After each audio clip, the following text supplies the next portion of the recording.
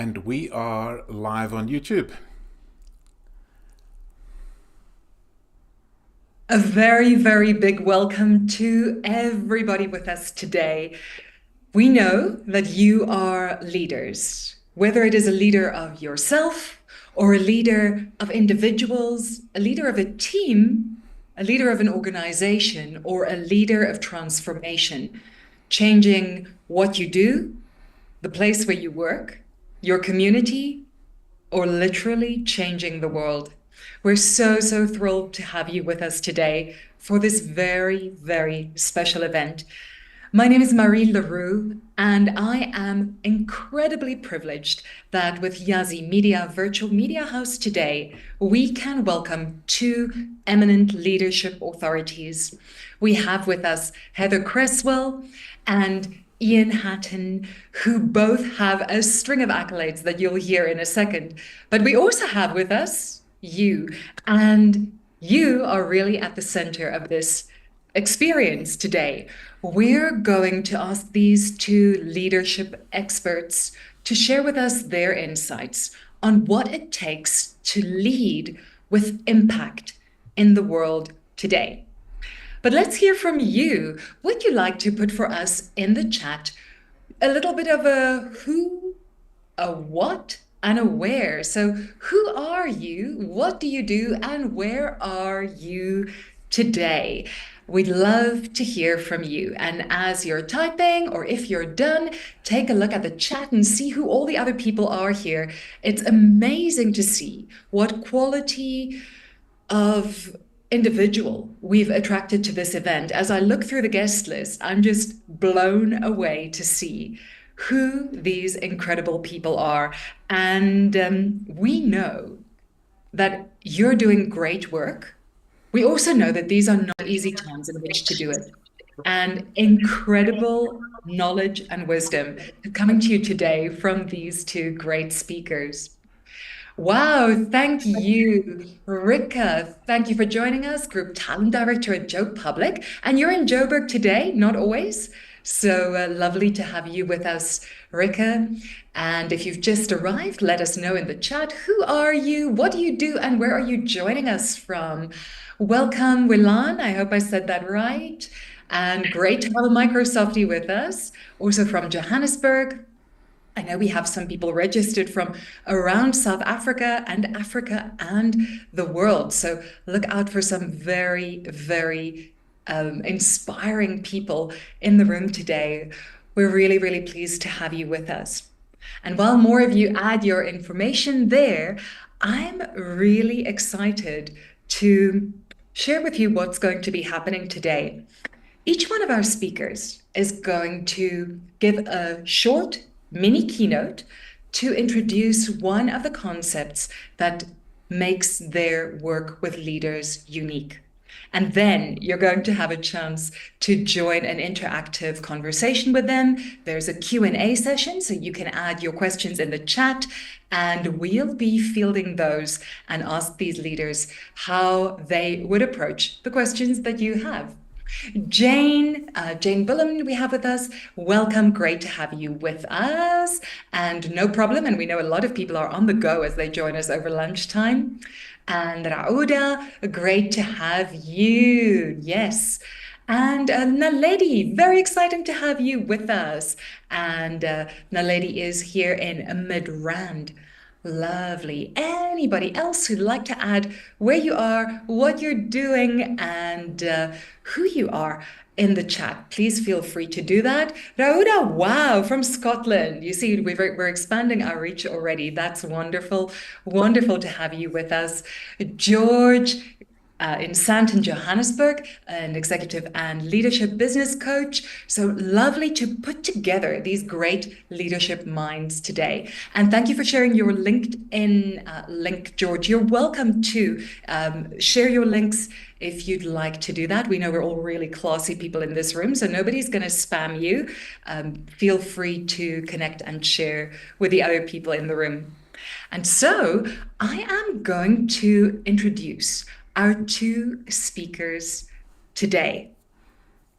Our first speaker is Heather Cresswell. Heather, you can just give us a wave so everybody can see where you're at.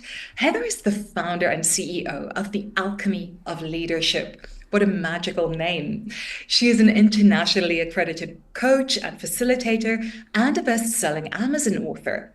Her work as a guest lecturer at the UCT Graduate School of Business has influenced hundreds of leaders to rethink and reimagine their leadership models, something that I'm sure inspires all of us today. Heather has spoken on global platforms and is the developer of the Impact Blueprint for Purpose-Driven Leaders and the Code of the She-Wolf Community for Female CEOs. She has clients from Mexico and the UK to the US and South Africa. And after 30 years of working in personal and professional development, Heather believes leaders hold the key to healing the disconnection, loneliness, and burnout the majority of people are experiencing. She brings a unique combination of applied psychology, nature, spirituality, and practical strategies for leaders to make the positive impact they were born to make. In her spare time, she can be found on active life-saving duty at the beach. You want to know Heather, paddling with her husband of 32 years and having fun traveling with her family. She's a dedicated mother to her 3 children and a beloved gogo to 2 gorgeous grandchildren. Let's welcome Heather Cresswell. Thank you so much. Thank you for having me here, Marie. It's such an honor to be sharing the stage with you and Ian today. I'm very, very grateful to be here and so excited. We're delighted to have you and a very, very warm welcome. And then our other speaker is Ian Hatton, and he has worked with tens of thousands of leaders from over 100 countries. His first book, Lead Like Morpheus, The Genius of Conscious Leadership, recently reached bestseller status in 3 leadership categories on Amazon within 2 days of public release. Ian's authentic and heartfelt delivery draws on his vast experience as a leader and facilitator across the corporate world, professional and community organizations. In 2022, the Southern African Professional Speakers Association, or PSASA, inducted him into its Educators Hall of Fame for his conscious leadership work. Leaders on a quest for exponential impact will discover a secret in Ian's message. Ian will share the keys to unlocking the genius in each individual so that teams and organizations can thrive. A big welcome, Ian.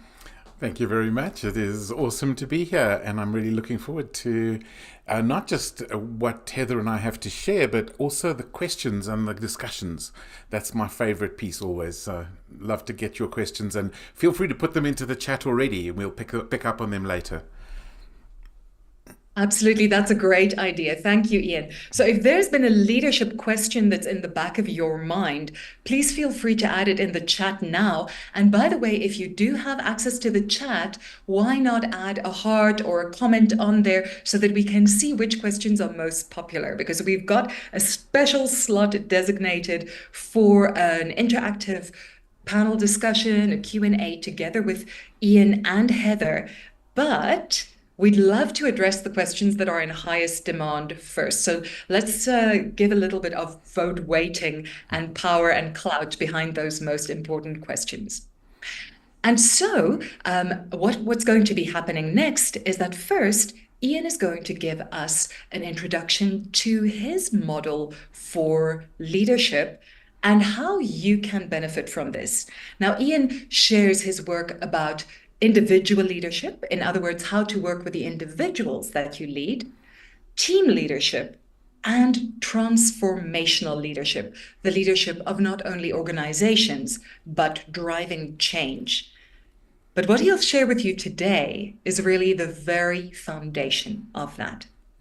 And next, Heather will be sharing with you her remarkable model from her Impact Blueprint. She'll enlighten you with some of the behaviors that create a sense of belonging, the impact of relationship on performance, and a framework for a culture where everyone thrives. And after that, we're going over to our Q&A. So keep the questions coming. And now it's my great honor to present Ian Hatton, Conscious Leadership Authority and the author of Lead Like Morpheus, the genius of conscious leadership. Please help me welcome him. And Ian, over to you. Thank you very much, Marie, for that welcome. And thank you, everybody. Good to see you here. And by the way, it's not just questions. If you've got a comment, I know that George once before commented rather than asked a question at the end of a presentation, and that led to one of the most brilliant discussions we had. So feel free to just put in a comment or a question as we go along. So I'm going to be going through our blueprint, the Totally Morpheus blueprint for leadership. And I think, today we're deconstructing leadership. We're going to hear a little bit more later. We're talking about an event where we're reconstructing leadership. So I think this is, quite an interesting sort of combination of how we actually going to handle things. So I'm really looking forward to telling you very exciting news later on. So let me jump into this. So the model that we have, this blueprint, it quite simply looks like this. And I'm going to take you through it in a little bit of detail, and you'll be able to see from the blueprint. I'm going to focus in on one area especially. So we'll get to that a little bit later on. But let me start with this. So I'm going to go right to the middle of the blueprint, and it starts with self. And I truly believe that all great leadership starts with self. And one of the biggest problems that we see where leadership fails is where people have lost integrity with themselves. And so, you think about all of these things, it's wonderful to say, oh, that person isn't showing integrity. But, it's very interesting when you try and make it personal. And I've had some of these conversations with people that are on, I've got a 2-year leadership program that people are on with me. And I very often the turning point of them signing up is they talk about integrity, and no, they've got integrity. They keep their word. They do what it takes to make sure that they deliver on their things and so on. And then you ask them, okay, and what about integrity with self? When you make a commitment to yourself, do you live it up? Do you live up to it? Do you see it through? And then they start to get very uncomfortable, as do I, by the way, because I also don't always live up to my own expectations.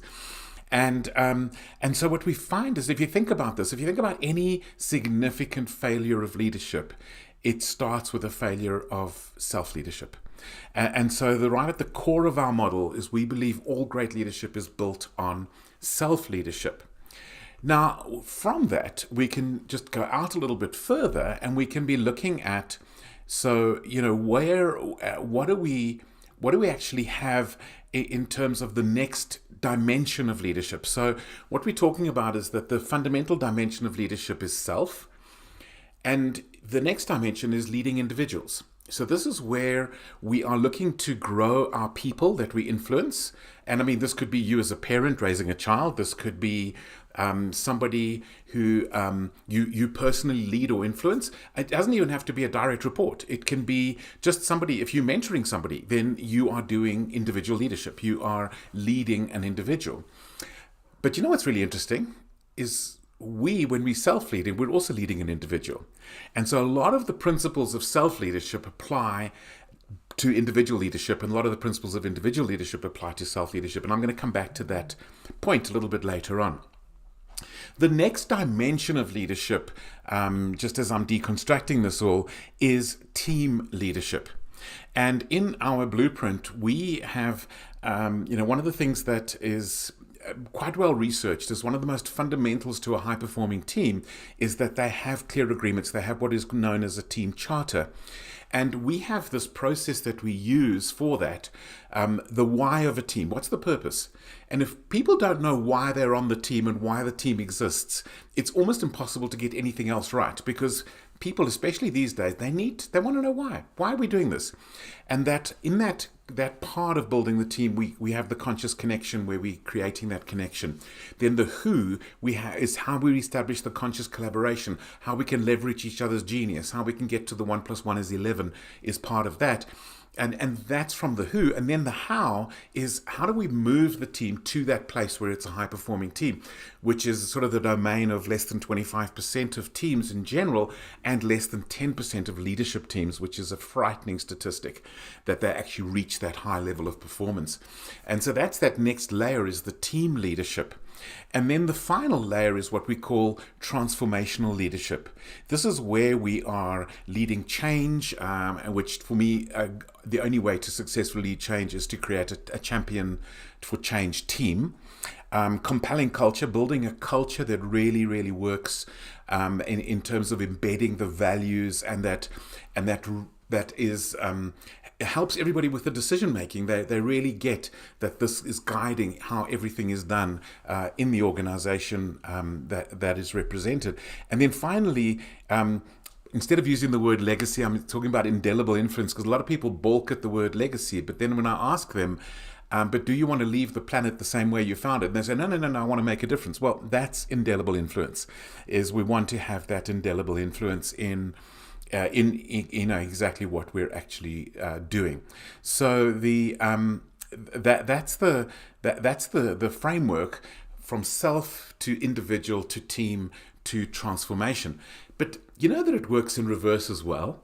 If you want to, for example, champion a change, you want to implement a change, and by the way, the biggest mistake most leaders make is thinking that announcing the change is implementing the change.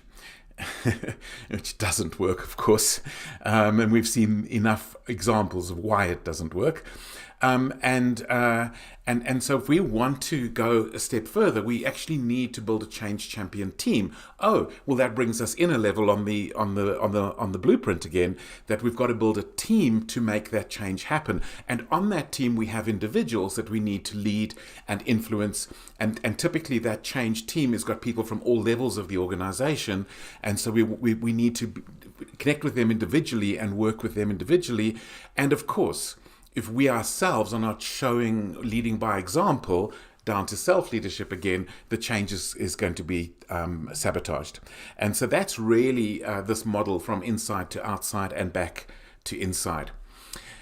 The piece I want to focus on just for a few minutes now is the self-leadership component, because for me, self-leadership is the foundation of conscious leadership. It's the foundation of all good leadership. It's the foundation of leadership with integrity and the foundation of authentic leadership. If we can't authentically bring ourselves, how can we expect others to bring authentically themselves? So here we've got this idea of in our model we've got 3 components, and by the way, these are also the 3 chapters of the Lead Like Morpheus book. And so I'm going to just kind of drill into each one of these a little bit, and we'll take it from there. And then I'm going to give Heather a chance to give us her perspective on deconstructing leadership. So I'm going to start with this first one, which is called Awaken, which is part 1 of the Lead Like Morpheus book. And we talk about awaken as a process for liberating genius. Now, let's talk about this from a self perspective. We all understand that's something we probably need to do for our individual people that we're leading, but we also want to do it from a self perspective. Do we know our own genius?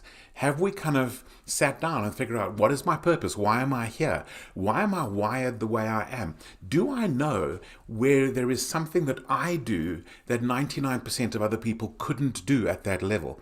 And we all have this. Every single one of us has some kind of a genius facet to who we are. And this awaken process starts with calling ourselves out, discovering who we are, what our genius is, what we do that we puts us into a state of flow and energy and where we can bring maximum impact. And so the awaken process is we call, build, release. So call is we identify who we really are and where our genius is, what our strengths are. Oh, by the way, and our weaknesses, because how do we partner with others, know where to partner with others if we don't know where we need help? So we really do want to tie in with the weaknesses as well. And then the build process, and I'm not going to go into detail now, but we have what we call a hand model where we identify that mindset is the biggest part of the build, the biggest change that we need to work on. But yes, people do also need clarity of direction and knowing their own genius and knowing how to enhance that genius and how to work with their weaknesses and all of that kind of stuff. And then we also have the where we want to get grit. We want to get people to really have tenacity based on who they really are. And finally, we want to make sure they have the knowledge and skill as well. And so if you think about that for ourselves, our number one growth issue is always going to be mindsets. Always. And it touches on all the other ones. You know, the mindset around our knowledge and skill. The mindset around our genius. Is our mindset that we have to work on our weaknesses, or is our mindset that we must leverage our strengths? So all of these elements are absolutely critical in our personal build, and also knowing our own tenacity and how we can work with that. So that's this liberating genius, this awaken process. And then the final piece of it is release. We want to launch ourselves. We want to release ourselves to be able to fly solo, to be able to rely on those strengths. And I've actually arranged release ceremonies. In fact, I arranged my own release ceremony a couple of years ago, but I've also done with other people as well, where they are now launching themselves into bringing their authentic selves to their leadership as an act of self-leadership. So that's the awaken process, call, build, release. The next one that we're going to look at is cultivating mindsets. And we have something here called the Morpheus method, and the Morpheus method is the second part of the book as well. I'm talking too much about the book. Anyway, let me keep going. But this is really a process for shifting our mindsets, because we now understand mindsets as such a core component of self-leadership and leading individuals. So now what we're talking about here with this cultivating mindsets is a process of connect, stimulate, and challenge, which is really about listening, connecting with ourselves and listening. Obviously, the individual leadership is connecting with others and listening to them. But people feeling heard, you know that feeling when you really feel heard? You kind of go, oh, what a relief. Do we do it to ourselves? Do we allow ourselves to be heard by ourselves? Do we listen to our bodies, to our emotions, to our intuitions, to our logic? Because all of these matter. So connect is the first component. Then stimulate. Is there another way to view this? You know, this is how I'm viewing it. How does it look to my friends? How does this look to my team? How does this look to the shareholders? How does this look, to the clients? And is there another way of seeing this? Am I stuck in a way of thinking where if I had an alternate perspective, it would actually start to shift my mindset? And so we start looking at other ways of seeing things. And then the third part of the method is challenge. Can we challenge ourselves to put together some tools and some things in place that will allow us to then overcome these mindsets? And very often, by the way, when I'm leading others, thank you, Sahaja. When I'm leading others, I find that by the time I've done connect and stimulate really well, they end up challenging themselves, because they realize the change that they need. And I've seen that happen repeatedly. But sometimes we do need to speak our truth in love, and that's what the challenge piece is about. And we've got to do it to ourselves too, by the way. And then the final component of this is the impact. Ultimately, our leadership, we want to make a difference. We want to make an impact. And here again, this is the third part of the book. And here again, we have three chapters or three components to it. And the first one is consciousness. It's more consciousness about our emotions. Are we growing our emotional intelligence? Do we know our purpose? Have we connected with who we really are? And at a deep, deep level, have we awakened to ourselves? Have we awakened to our shadow side, our monsters or whatever else? And are we aware of it? And can we process that? And are we aware that sometimes the way we react or are triggered by people is actually nothing to do with that person? It's actually a reflection of ourselves. That's the consciousness. From that consciousness and that sense of purpose, we build a tenacity. Because what I find is that it's a tenacity that is built on knowing like we know in our knower. And that is what we're really aiming for there. And then we have the from the tenacity, we have our impact, our success, our triumph. And our triumph is not just our impact on our world, but actually our impact on people who will impact people who will impact people. It's the ultimate is a multi-generational, and that comes from this consciousness plus tenacity. We end up with a multi-generational impact. So that is the deconstruction, if you like, of leadership according to Ian. And this is our blueprint that we are using for this. Oh, I didn't mention right at the bottom is our values: connection, freedom, and impact. And I am going to leave it at that. And please, if you've got any comments or thoughts, put them into the chat and we'll pick up on that in the Q&A in a few minutes' time. And I am going to hand over to Heather, who is going to share some slides, I think. Just need to bring those slides in. Thanks so much, Ian. That was absolutely brilliant, as always. Okay. Let me just see. I want to get the slides in here.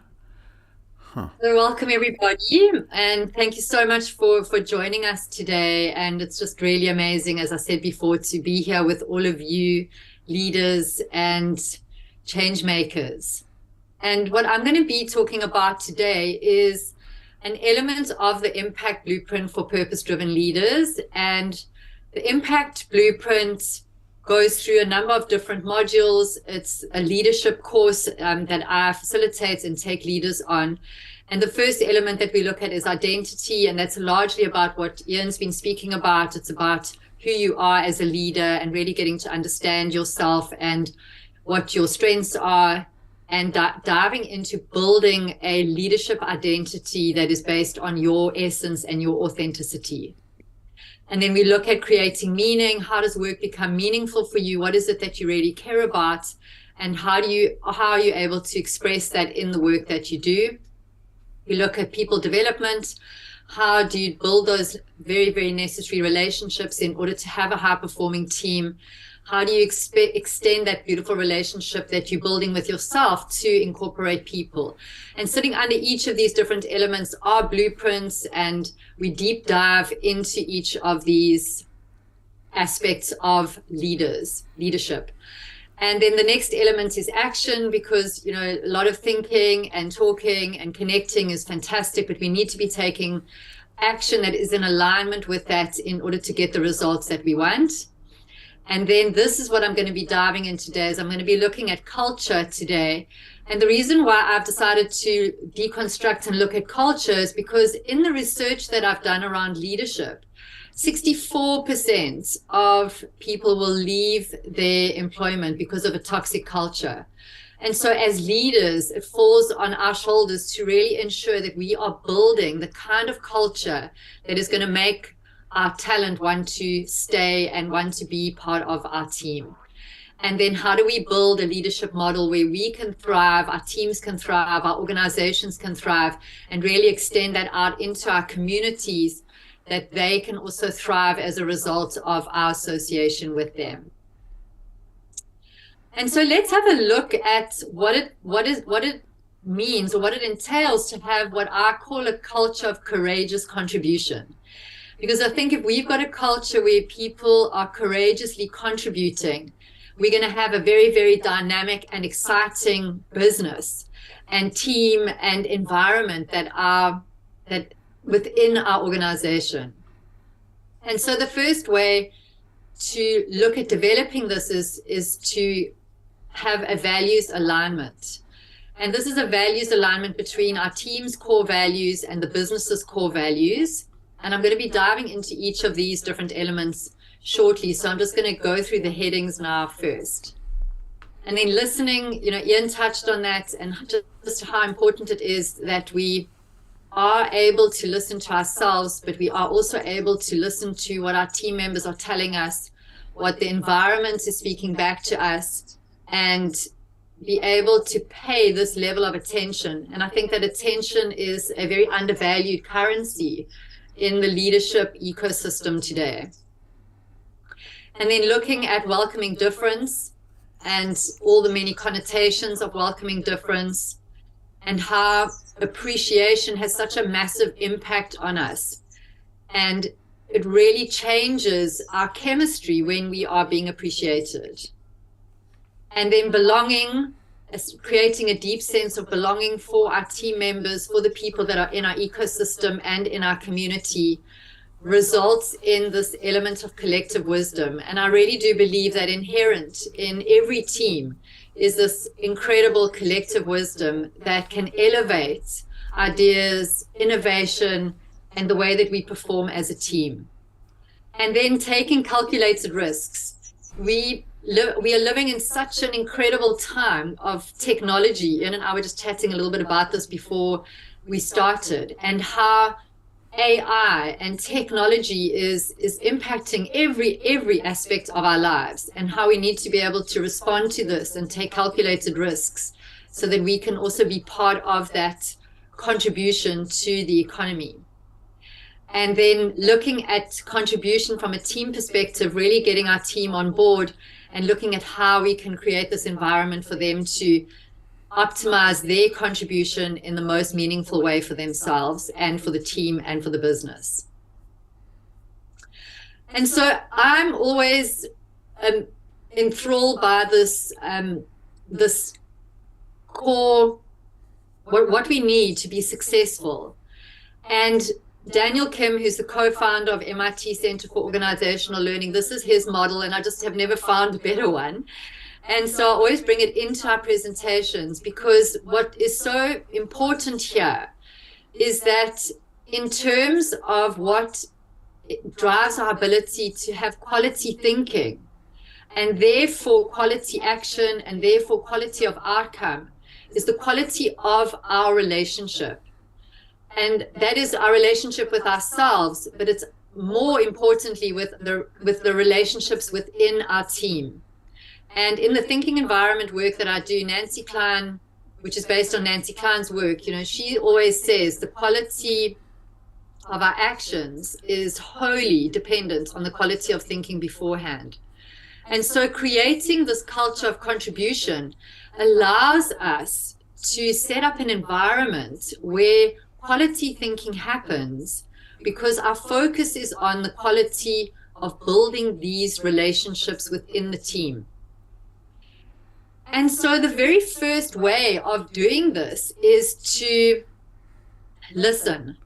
And that is to pay attention. And, the word pay, I'm often very interested in language. Payment, attention is a currency. And so very often what we do when we're listening is that we listen to respond. We're not paying attention. As the person speaking to us, we're already formulating the answer that we want to make. And so when we listen from a different place, and we call this listening to ignite, when we pay attention in a way that we are so drivingly interested in what the other person is thinking and saying, that their thinking is ignited, then incredible things happen. Because our thinking comes in waves, and if we promise not to interrupt when we're listening, that person can access their next wave of thinking, their next wave of thinking, and their next wave of thinking. But it's very rare that we aren't interrupted, either by the person who's supposed to be listening to us, or by some technology jumping into the process. And so this is an invitation to listen and to pay attention in a very, very different way. And like I said, I'm fascinated with language. And so the reason why I put this little heart here is because, within the word heart is hear and ear. And I think that if we can really listen from that place, it allows us to establish a deeper relationship, a relationship human to human, heart to heart relationship. And that really is transformative in terms of building this culture of courageous contribution. And of course, the result of that is that our team members feel seen and they feel heard. And when it comes to values, the values alignment element of the blueprint, what we're really doing here is we're building a bridge between our personal values as team members and the business values. And what that allows is it allows the business to become become the vehicle for the expression of our values. And so we do things like build a team value statement, which builds the bridge between the team and the business. And this really creates intrinsic motivation. I'm not a big one for external motivation. And I think that when our values, our core values, what we really, really care about is aligned with the values of the business. We know what the business values are. We know how they play out and the significant role that they play in decision making, in leadership, in the business. Then that intrinsic motivation comes from inside of team members because there's a sense of purpose. And there's enthusiasm, and enthusiasm comes from the word entheos, which literally means to have the Spirit of God, whatever God means to you, within you. And enthusiasm is such an incredibly attractive leadership quality. In one of the leadership books that I'm reading at the moment, they talk about how enthusiasm is one of the top 5 qualities of leadership. And so we want to have enthusiastic team members. We want to be enthusiastic as leaders. Then we want to welcome difference. And I just love this little fish swimming in the opposite direction, because I've felt that way so often. And that is the welcoming of difference in terms of ideas. We don't want everybody thinking the same on our team. It's welcoming different cultures. It's welcoming different generations. One of the top struggles that leaders are having at the moment is that they're leading multi-generational teams. And so we have baby boomers, and then we have these incredibly, tech savvy people that are on the team. And so we need to be welcoming. Each generation has such wisdom. Each generation has something to offer. And so, if we can have mentorship going on between these different generations, it can be incredibly valuable in terms of building this culture of contribution. And then looking at genders, welcoming all aspects of gender identification and welcoming race.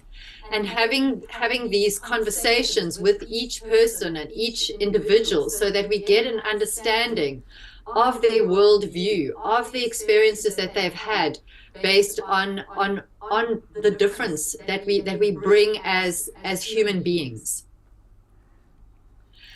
And then looking at the components of appreciation, and the Gottman Institute, who've spent many years studying what makes relationships great, say that we need to have a 5-to-1 ratio of appreciation to criticism.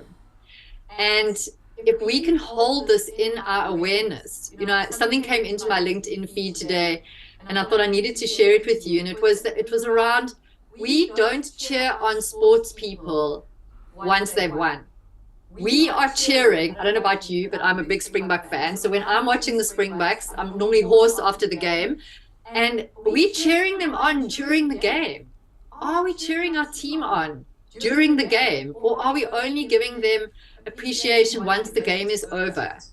And when we talk about appreciation in this context, we're literally meaning appreciation of the quality that we notice in the person.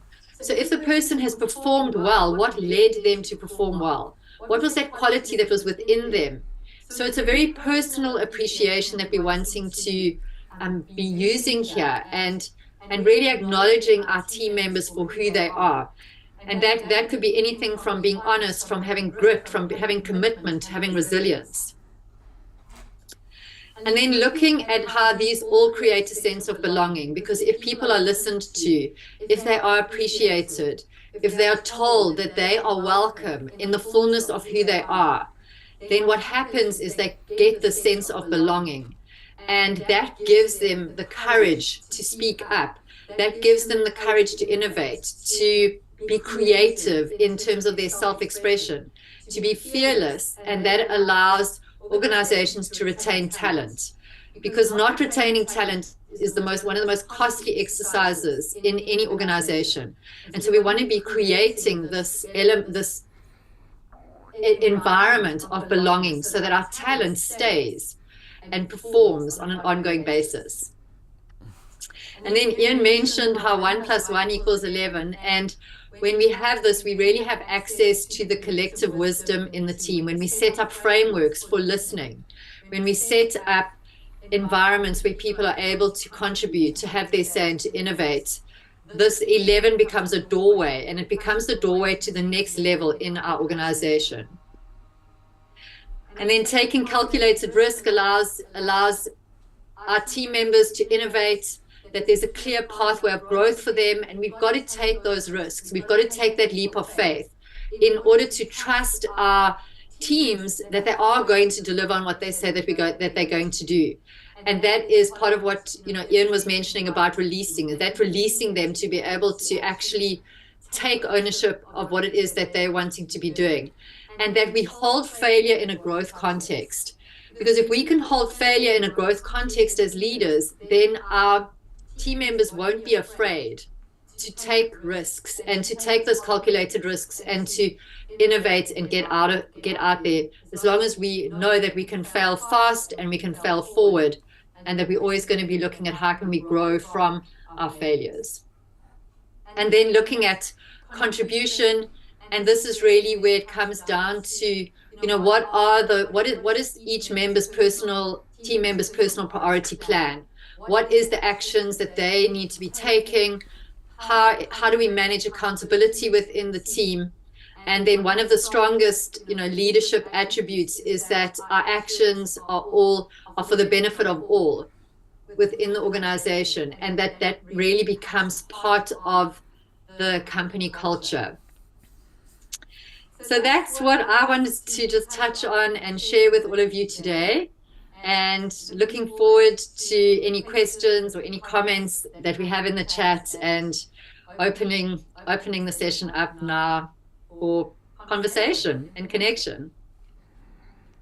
Wow. Heather, thank you so very much. Let's all give her a very, very big hand. And thank you for this very, very illuminating insight into what is possible. Heather had the picture of lights, and this idea of lights and illumination and enlightenment when it comes to leadership is such a powerful idea. And I almost have this thought of, have you ever stood in a dark place? You turn on one electric light on this side, and now you have a shadow. You turn on another electric light on that side, and your shadow's gone. It really empowers all of us when we have this ability to lead through from different angles of leadership. So I really want to thank you, Heather and Ian. Thank you for illuminating and for deconstructing leadership. You see, they've both worked off a blueprint of how to lead. And that blueprint is a really, really powerful tool that they'll be telling you more about. Very different blueprints, but with a very, very powerful message each. Let's give them a last big hand, because I see the questions are beginning to pop in the comments. Thank you both so much. Outstanding. Wow, yes. And so in a moment, we're going to go over to our speakers for our Q&A session. And there are some wonderful questions in the chat. There are also some pre-submitted questions. We'll see how we can consolidate them so we can cover all the bases. But before we go there, I'm sure you'll agree with me that the kind of insights, the kind of relief, the kind of feeling that you have right now that, wow, there is this issue that just is not easy for me as a leader to handle.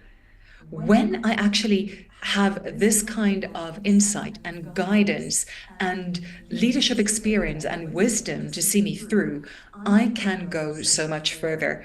And that is a part of why today we deconstruct leadership when something is not working. And let's face it, leadership in the world today is not working quite the way we'd like to see it.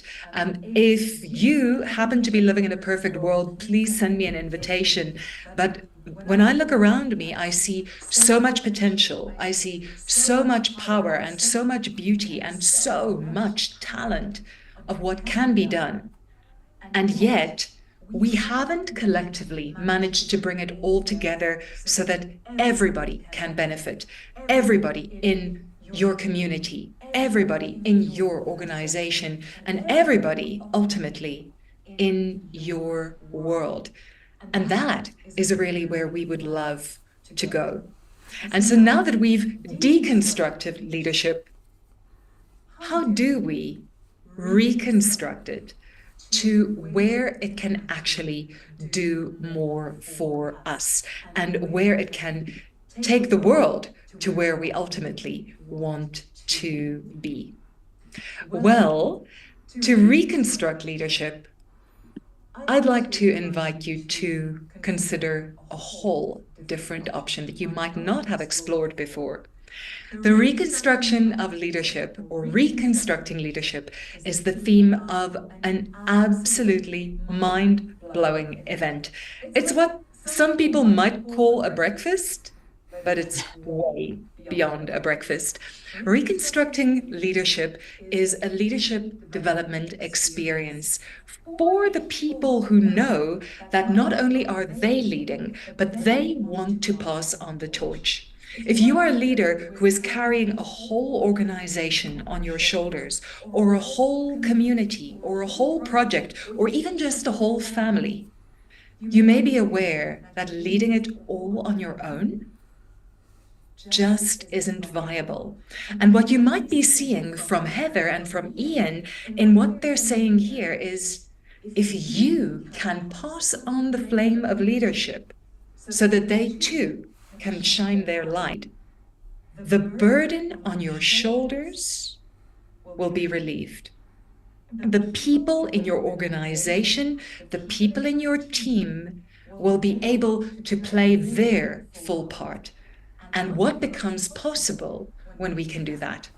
And so reconstructing leadership is a very, very special breakfast and beyond that is happening in Cape Town at the exquisite Silo Hotel in their beautiful Wisdom Room on Thursday, the 11th of July, from 7:30 a.m., because we know leaders are early risers and they've got a lot to do, until 9:30 a.m. So 7:30 a.m. to 9:30 a.m. at the Wisdom Room at the Silo Hotel on the 11th of July this year. Heather and Ian will be delivering the full reconstruction of leadership. Now you've got the pieces, let's go put them back together again. And if you or somebody in your world needs to be in that room, this is your opportunity to get there. But like I say, it's much more than a breakfast, because when you are there, you're not just getting a delicious, beautiful, gourmet breakfast, which will be a good part of the offering, but it goes far beyond that. Because after the mini keynotes from Heather and from Ian, there will be a detailed discussion where you can really dive in with a room full of leaders who are going places to discuss how you are reconstructing leadership. You'll also get a print copy of the collector's edition of Like Morpheus, The Genius of Conscious Leadership by Ian Hatton, which he has been mentioning. And as you can see, that's a beautiful way to put it back together. And your own print copy of The Circle of Excellence. Discover how conscious leaders are playing a bigger game by Heather and a selection of other authors.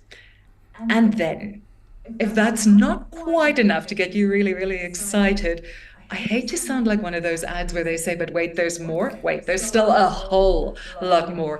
Because the next thing that you get is that included in this package, beyond breakfast, there is a 60-minute follow-up session with the speakers and the other participants at the event. And that will take place online, so that you have a chance to go and gather your thoughts again and reconnect with these eminent leaders.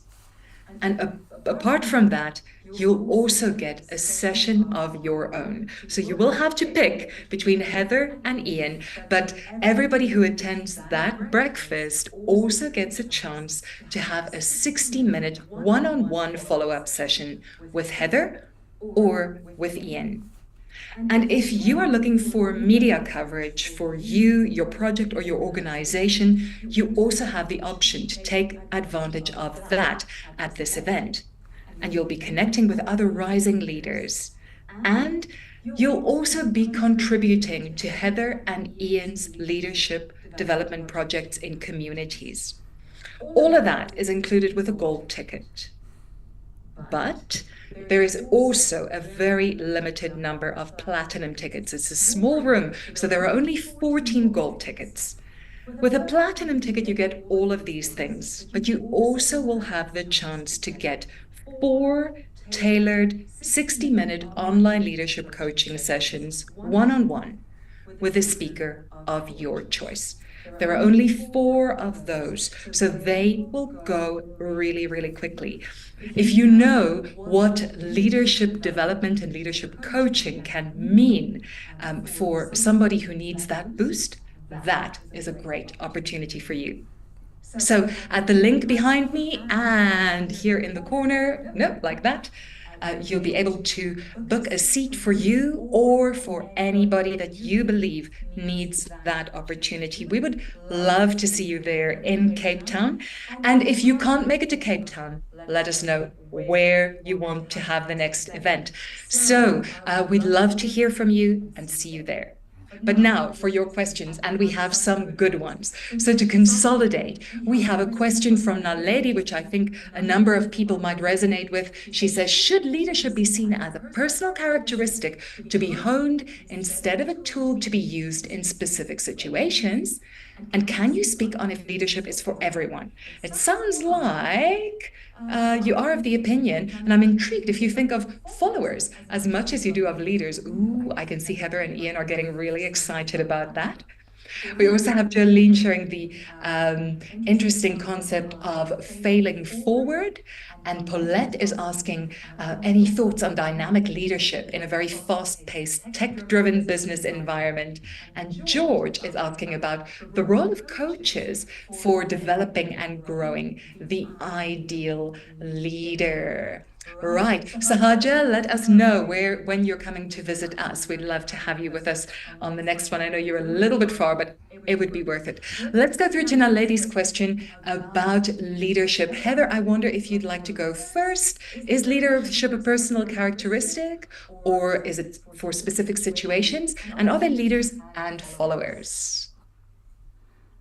So I think that leadership is a personal characteristic to be honed. It's not necessarily a tool, and that really speaks back to both where Ian and I come from, as in leading yourself.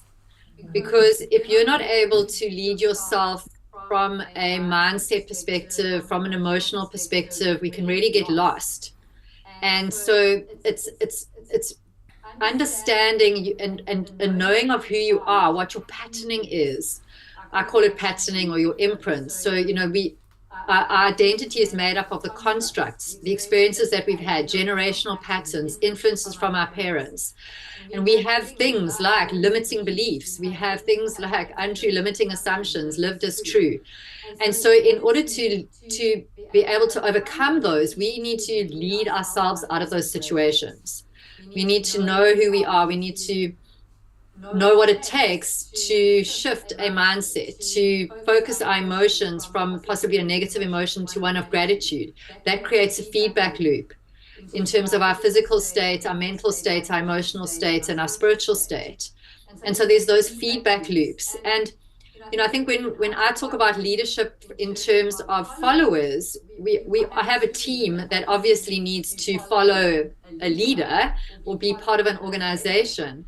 But each of those individuals and human beings need to be able to lead themselves in the way that I've just described in order to be able to perform and contribute. So, Ian, anything that you'd like to add to that? Yeah, thank you very much for that, Heather. So, for me, a couple of ideas come forward because I get this sort of question a lot. So, thank you, Naledi, for asking. Is one of the ideas that sort of seems to be out there in the world is this idea that are leaders born or are they made? And of course, I've never met a leader who wasn't born. We've all been born, right? But basically what they're asking is leadership only for a select few who have a particular wiring or call? And I want to just explore that for a little bit, and then I'm going to go a little bit more into the follower example. And Naledi, good question. So the point is that if you look at all well-known leaders around the world. I'm not going to say great because you might not agree whether these are all great leaders. But if you compared, for example, Winston Churchill to Martin Luther King Jr., to Steve Jobs, to Mahatma Gandhi, you've got very, very different personalities. I mean, in fact, their personalities have very little in common with each other. And so basically, each leader who leads well, leads from their authentic selves. And so this self-leadership concept of discovering authentically who I am. And so what I would like to do is separate the position of leader from the skill of leadership. And if you look at the position of leader, yes, not all of us are going to become the president of South Africa or the CEO of a particular company or whatever it might be. But if you're a parent, you're a leader. You're influencing. The moment you're influencing, you're a leader. If you influence a friend on what movie you go and watch, you're a leader.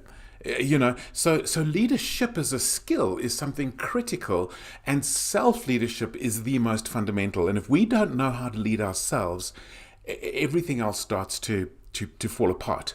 But I want to take the question a step further of this idea of followers. I have some genius parts of who I am. I'm a genius, okay? But you know what? So are you. But I also have debilitating weaknesses, things that I am never going to be good at. And guess what? In my areas of weakness, I'm the follower, I'm not a leader. I'm somebody who's looking to leadership from people who have a genius in that area. And my best partnerships that have ever worked in my life has been where I have partnered in an area that I'm weak with somebody who is strong. And when we're talking about that thing, I'm the follower, not the leader. Even if I'm the boss, I'm the follower, not the leader. And so this idea of followers, I think, is incredibly important, but it's part of the self-awareness of our strengths and our weaknesses, and really being able to hand over leadership to somebody who is much better in that particular area.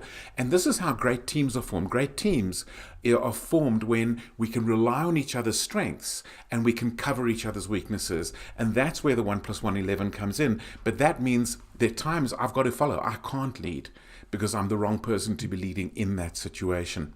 So yeah, I wanted to just cover that. I know we're kind of getting close to running out of time, so let's take another question maybe. Wonderful. Thank you. You have opened a very interesting can of worms there, Naledi. Thank you for that great question. And thank you to both of you, Heather and Ian, for very thought-provoking answers.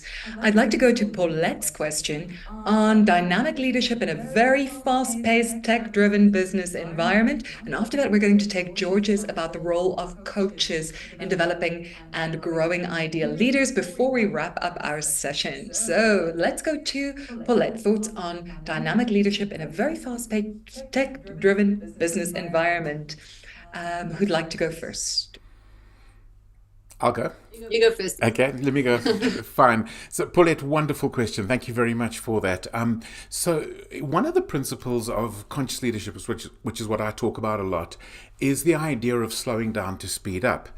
Now, how do you do that in a fast-paced tech environment? It's very, very difficult.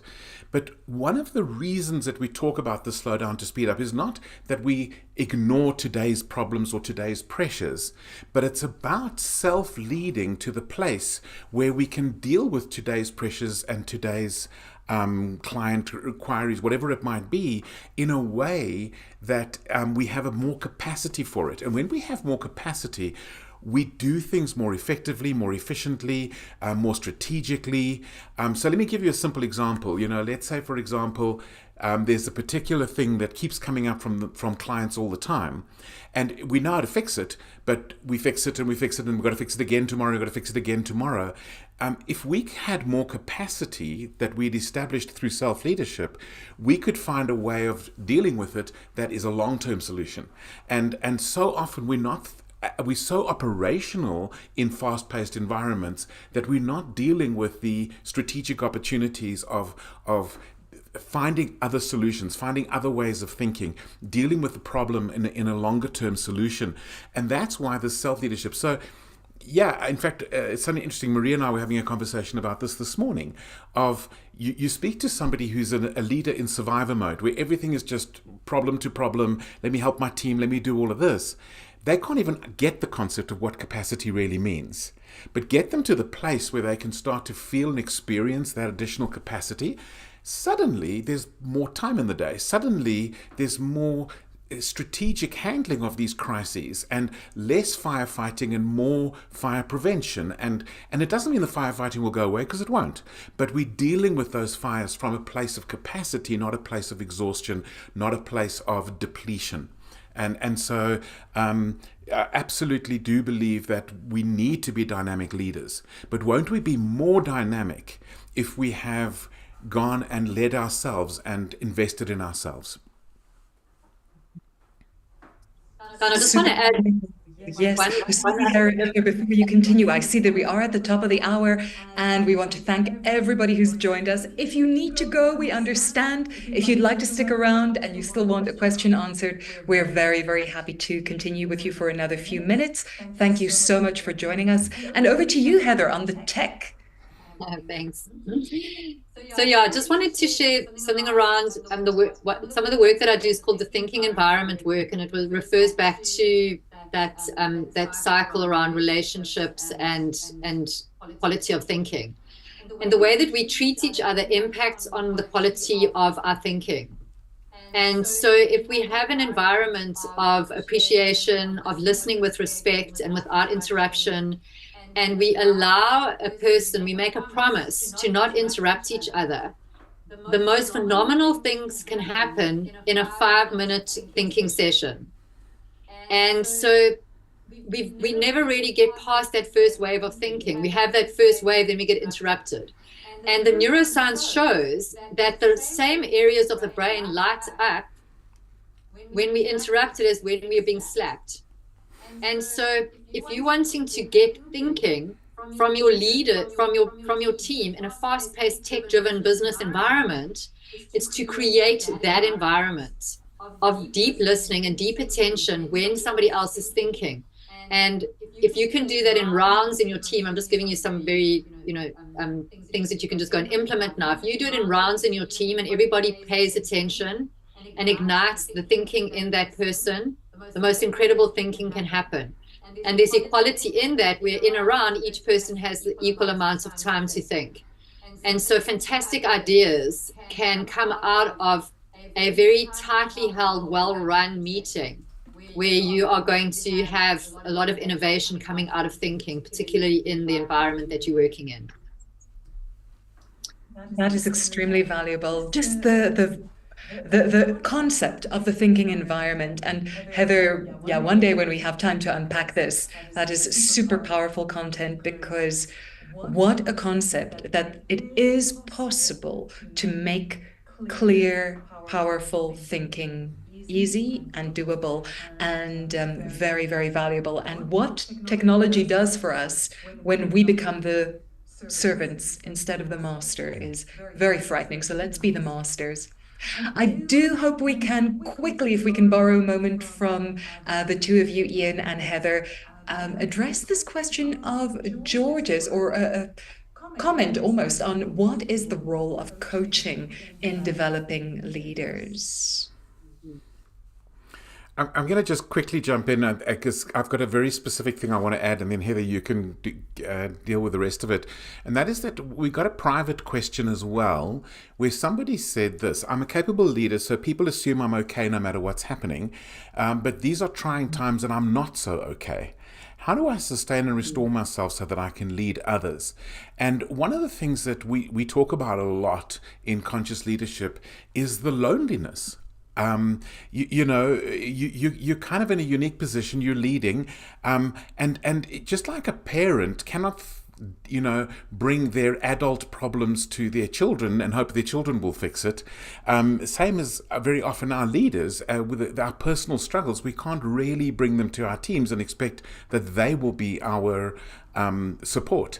So we need to find a community of people who can help us, or who we can have honest discussions. And I'm a big fan of the mastermind concept. I've been involved in a particular mastermind for 6 years now, and we meet every week, and so we're getting a lot of support. And a lot of my programs, we include that mastermind kind of thinking. But another way is to have a coach. And so I truly believe that coaching is a critical thing. I know I do coaching, Heather does coaching, George, I know you do coaching. And I'm actually working with the CEO of a company at the moment, and I smile because I want to talk strategy with him, and I want to talk how we can deal with his team. And he wants to just unpack. He just wants to vent. He just needs someone he can talk to that's not going to judge, or that's not going to be impacted by him inappropriately sharing something with one of his team members. Now, just to be clear, I do believe in being authentic with our team members, but I also believe in being appropriate with our team members. And I think, that's just one example. And so, Heather, maybe you can expand on that a little bit. Yeah, look, I think it's critical to have that support. And I think that, we are facing this epidemic of loneliness. And so, I run a mastermind, I'm part of a mastermind, I have a mentor, and I have coach. So I just know that we need that as leaders. And if we want to really grow, sometimes the instructions to get out of the box are on the outside. That's why we have things called a blind spot. It's because we cannot see it. Right. But yeah, Ian, I think around not bringing your issues to your team is very, very valid, because they can't be responsible for our emotional well-being. But I do think, and you shared it so beautifully in your book. I'm sorry if I'm going to do a bit of a spoiler alert, but Ian shared so beautifully in his book when he was facing a challenge, how when he actually shared it with the team and made himself vulnerable, there was such support for you in that process. And so I think as leaders, if we do have something going on, we can share it with our teams, but we do it in a way where we still hold the responsibility for solving that problem and dealing with the issue. And I think that comes with coaching, it comes with maturity, and that there's a lot in the leadership space now around being, having leadership, being empathetic as a leader, and being conscious of where your team members are at. And all of that is fantastic, but we do need to also have the operational aspect present. And we do need to have accountability, and we do need to, be doing what we are being paid to do, to come to work and achieve. And so it's that real balance that we have to have as leaders. And I think without support, it's very, very difficult to have that. So yeah, I just wanted to share that, add that. So valuable. That is really, really valuable. And then we had an important question that is perhaps not so much leadership related, but very, very important. Ian, I wonder if you could highlight Jolene's question, which says, if one cannot attend this breakfast in Cape Town, is there a way to do it virtually?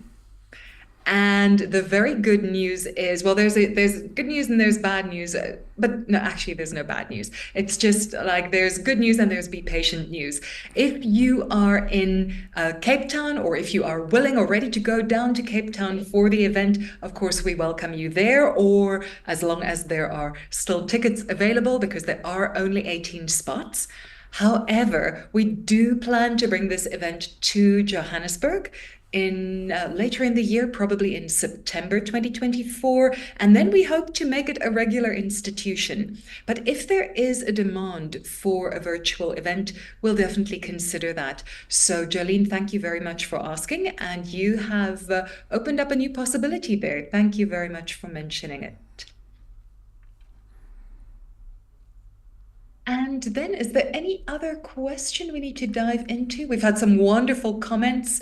Sahaja has, George once again has mentioned, the person who isn't a good follower is never going to be an effective leader. And what a great insight is that. And for anybody who's ever in the position of being a follower, and I remember how many times I was a follower or an employee or a newbie, and I didn't have a say. And I think, man, if only they'd do it differently.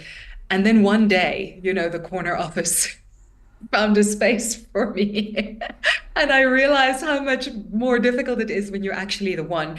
So if you are in the position where you are, by role or title, a follower, use that position well, enjoy it while you can, and discover how much is possible by being a good follower to support the leader and being a good self-leader to actually make things work. When you do get the leadership role or the corner office, you'll do it so much better. A beautiful comment from Sahaja was the danger in thinking you are a leader and you can't share your struggles. It's just that you do need to be able to share the load and be vulnerable. And it's amazing how well people respond to that. Thank you so much, Sahaja. Great having you with us. And yes, a couple of other wonderful comments, lots of compliments for your wonderful presentations and models and blueprints. So I'd love to thank everybody who's still with us. You seriously are committed. I'm really impressed. Thank you so much for staying on over the hour. I hope it's been absolutely more than worthwhile to you. And thank you so much, Rauda, for joining us. And we hope that we'll be able to share this wonderful opportunity to work with these leaders. But if you're not connected with them on LinkedIn yet, do go follow them. They are always sharing great wisdom there. Of course, we'd love to have you with us at our Reconstructing Leadership, not a breakfast, but much more than that, and becoming part of that wonderful experience. So do follow the links or the QR code to become part of that experience. And if you can't make it to that one, but you are interested, let us know so that we can see where should we hold the next event. And with that, I want to give a last thank you to our wonderful audience. You certainly deserve a round of applause.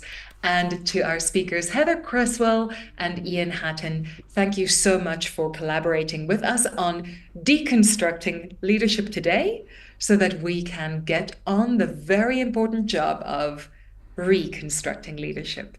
Thank you all.